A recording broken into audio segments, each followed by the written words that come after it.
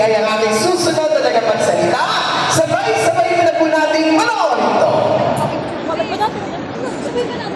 Ang siyudad ng Maynila ay tinagurian ng Perlas ng Silangan, the Pearl of the Orient, isa sa pinakamagandang siyudad pagkatapos ng Reynen ng Espanya.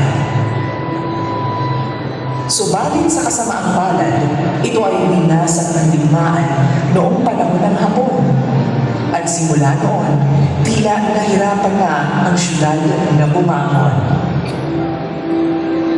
Hanggang ang isang anak ng siyudad ay tumayo at pinangunahan ang pagbabago nito. Mayor-elect Isko Moreno Tomagoso now rolling up his sleeves to bring back the city's lost glory. Ibabalik ko na po ang talim sa mga tagalungsod ng Maynila. At sa kanyang paglilinis ng siyudad ng Maynila, ginawa niyang araw at gabi at hindi siya nagpahinga para lang isakatuparan ang kanyang mga pangarap sa mahal niyang siyudad. Nilinis niya ang mga dugyot na mga lugar ng Maynila.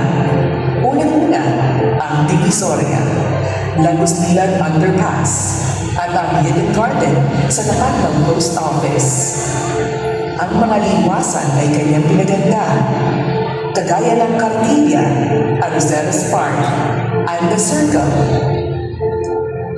at ang paraiso ng mga batang Maynila. Ang mga pangunahing na kalsada kagaya ng Calao at Taft Avenue ay kanyang inayos at inilawan pa kasama ang pagpapalagaran ng peace and order, kaya bumaba ang crime rate at sa tugatong ng kanyang kasipagan. Isang trahedya ang tumupok sa Baseco. Maraming mamamayan ang nasunugan ng mga tahanan.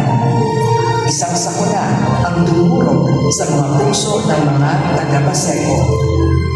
At sa pagtupa ng apoy, ang mga mamamayan na nasunugan ng mga tahanan ay ginawan niya ng mga matitirahan.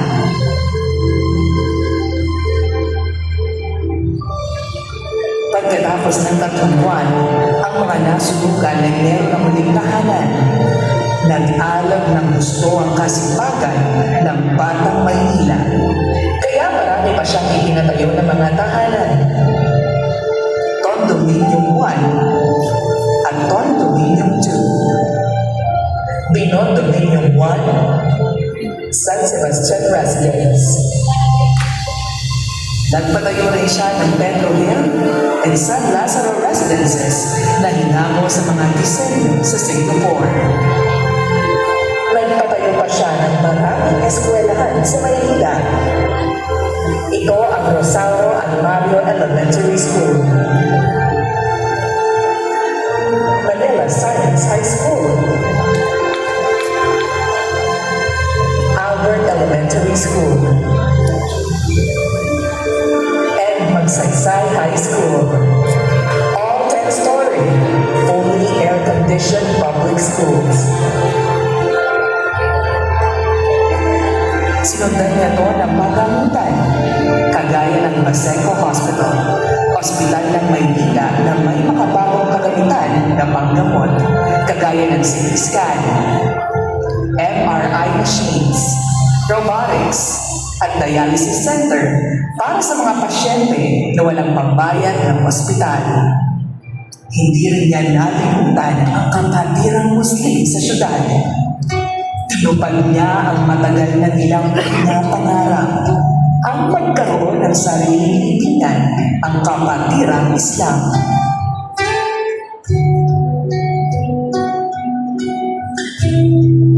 At sino ang hindi makakalimot sa madilim na yugto ng ating bansa, ang pandaigdigan na pandemya.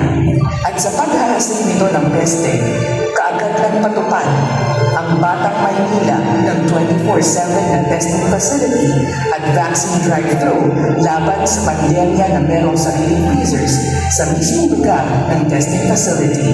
Hindi doon natapos ang mga solusyon na naisip ng Batang Maynila para labanan ang pandemya at dahil sa kakulangan ng mga pagamutan sa buong bansa, ang Batang Maynila ay mabilisang nakaisip ng solusyon, ang Manila COVID-19 Field Hospital.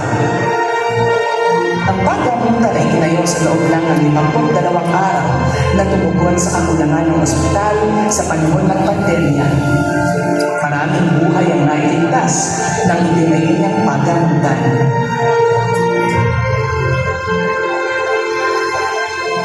Sa pamumuno ni Yorme, umaliwalas, umanatag, at naibalik ang tayo ng Maynila. Now together, let's make Manila great again. Ang pagbabalik ni Yorme. At sa mga